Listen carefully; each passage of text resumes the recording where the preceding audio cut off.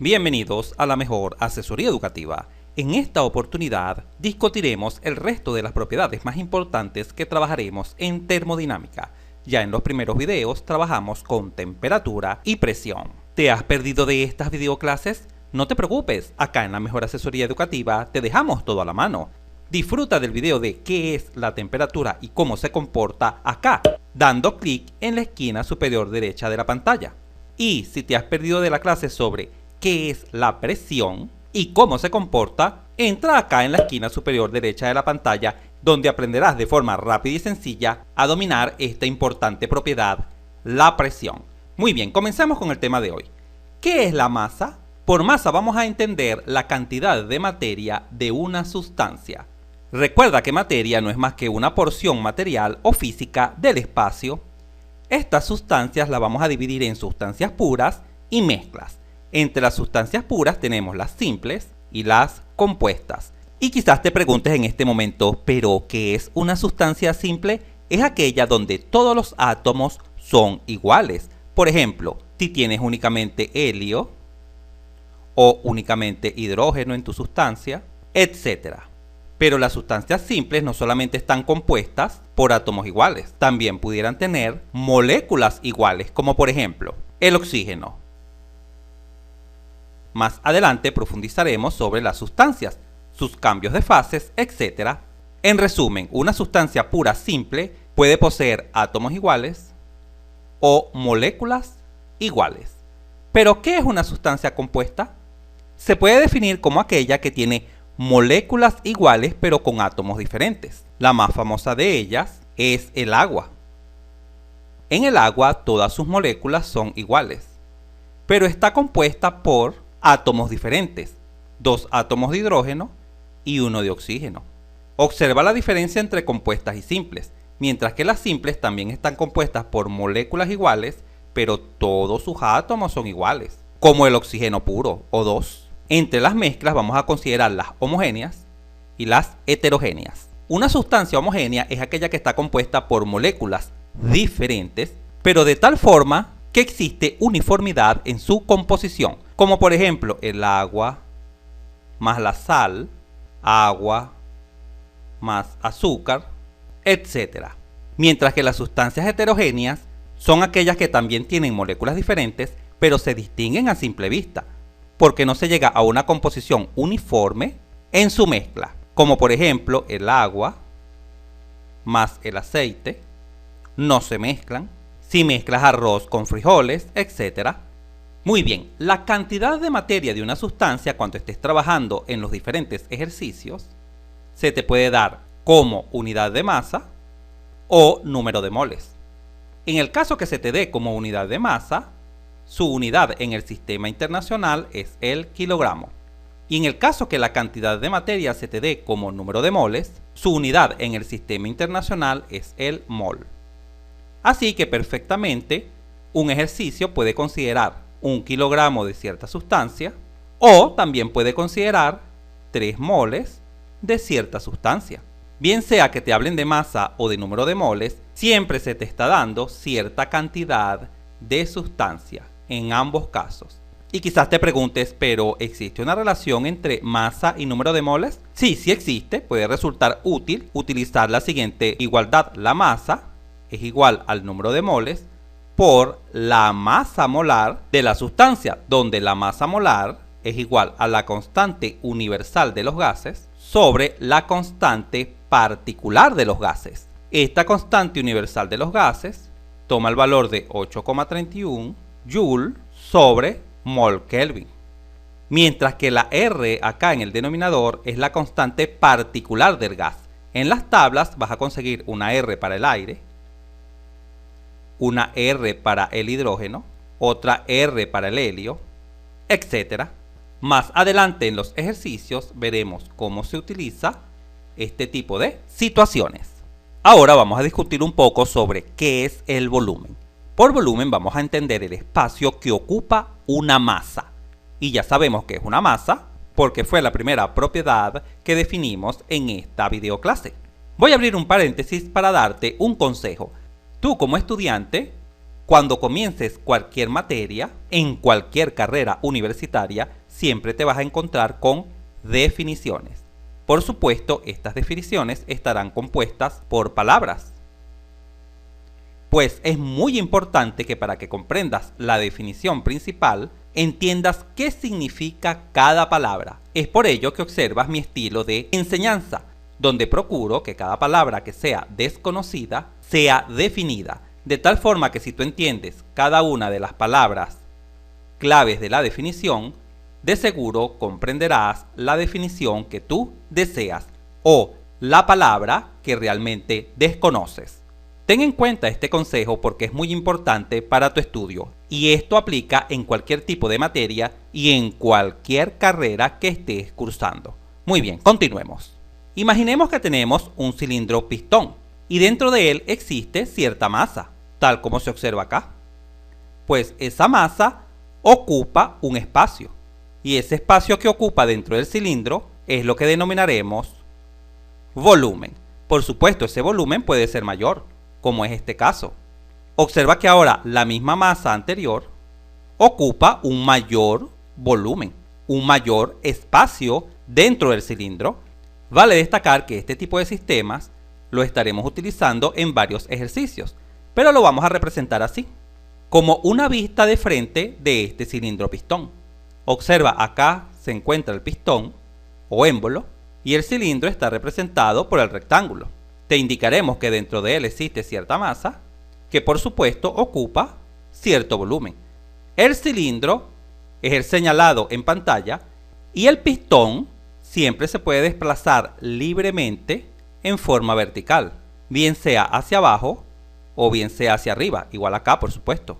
Siempre el pistón o émbolo se puede desplazar verticalmente. En algunas ocasiones verás que le colocaremos ciertos topes a ese pistón porque deseamos que no pase de esta altura, por ejemplo. Ya lo veremos en los distintos ejercicios. Estos serían unos topes que restringirán el movimiento del pistón dentro del cilindro. Y en otras ocasiones observarás que le colocaremos a ese cilindro pistón un resorte. Eso lo veremos en los diferentes ejercicios. ¿Y en qué unidad trabajaremos el volumen? Se trabajará el volumen por lo general en metros cúbicos. Por supuesto, puede venir en pie cúbico si estamos trabajando en el sistema inglés, etc. Muy bien, continuemos. ¿Qué entenderemos por energía interna? Por energía interna entenderemos la energía almacenada por el sistema termodinámico de partículas debido a su temperatura. Observaremos que la energía interna básicamente depende de la temperatura. A mayor temperatura, mayor energía interna. A menor temperatura, menor energía interna. Así pues, la masa contenida en cierto volumen siempre tendrá cierta energía interna, la cual denotaremos a través de la letra U. Esta energía interna es igual a la energía de vibración molecular más la energía cinética molecular más la energía potencial molecular. Pero no te preocupes, no estaremos calculando estos diferentes tipos de energía. Simplemente estaremos calculando la energía interna del sistema, pero es bueno que sepas que esa energía es la sumatoria de estos diferentes tipos de energía a nivel molecular. ¿Y cuál será la unidad de la energía interna? La unidad de la energía interna será el kilojoule sobre kilogramo. Vale recordar que joule es newton por metro. Es bueno que lo tengas presente, de tal forma que esto es lo mismo que kilo, newton por metro, sobre kilogramo. Pero según la unidad de energía que se te dé, la energía interna también se puede representar como kilocalorías sobre kilogramos. Observa, en vez de joule, se da en forma de calorías.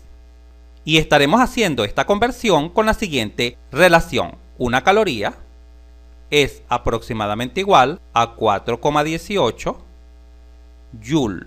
Esta relación será muy útil a la hora de convertir calorías en joule o joule en calorías. Muy bien, continuemos.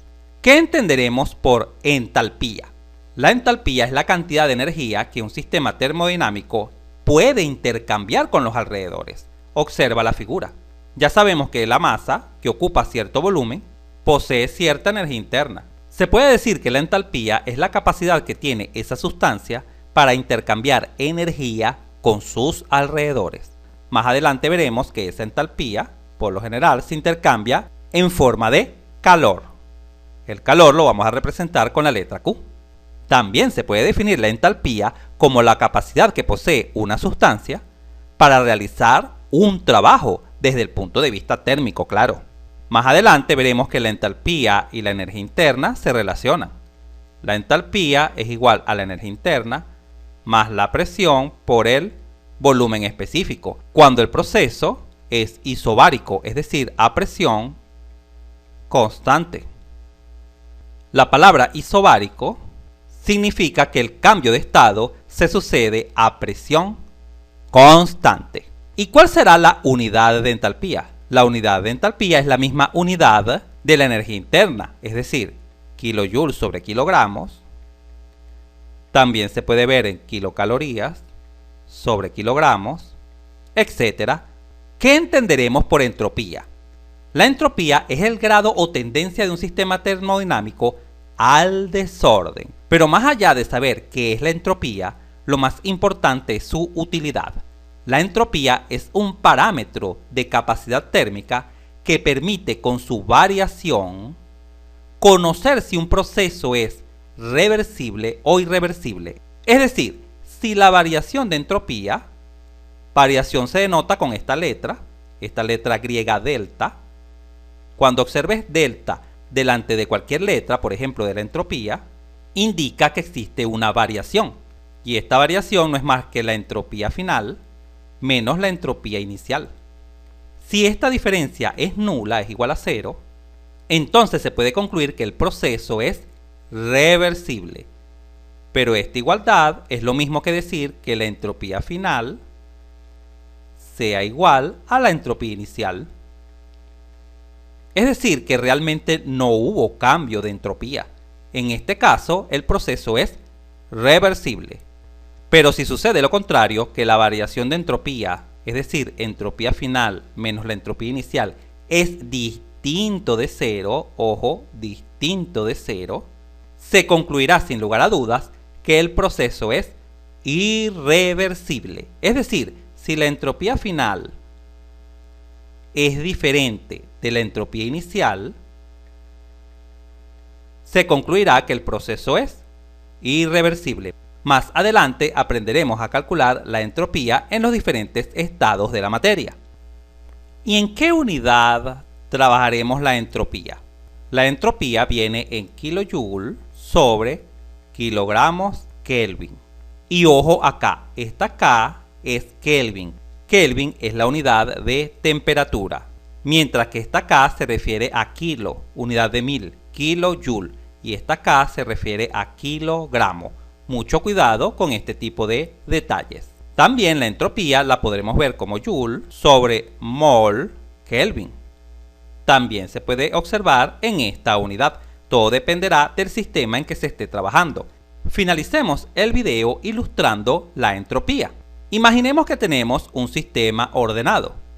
Cuando se aumenta la entropía, el sistema será menos ordenado. Por ejemplo, imagina que tienes un líquido. En un líquido las moléculas se encuentran más unidas que en un gas, pero después de proporcionarle calor, supongamos que es fuego, que colocas una olla de agua a hervir, esas moléculas tendrán mayor libertad, mayor desorden. Y en este caso se podrá establecer la siguiente comparación. Cuando el sistema está más ordenado, tiene una baja entropía, tiene poca entropía. Pero cuando el sistema está menos ordenado o más desordenado, es porque el sistema tiene una alta entropía o mayor entropía. Creo que con esta ilustración puedes aclarar un poco más sobre qué entendemos por entropía. Si este video te fue útil, suscríbete a nuestro canal, así nos ayudas a crecer. Si te gustó, dale un like, y si conoces a alguien, algún compañero, amigo o familiar que le pueda servir esta información, por favor compártela.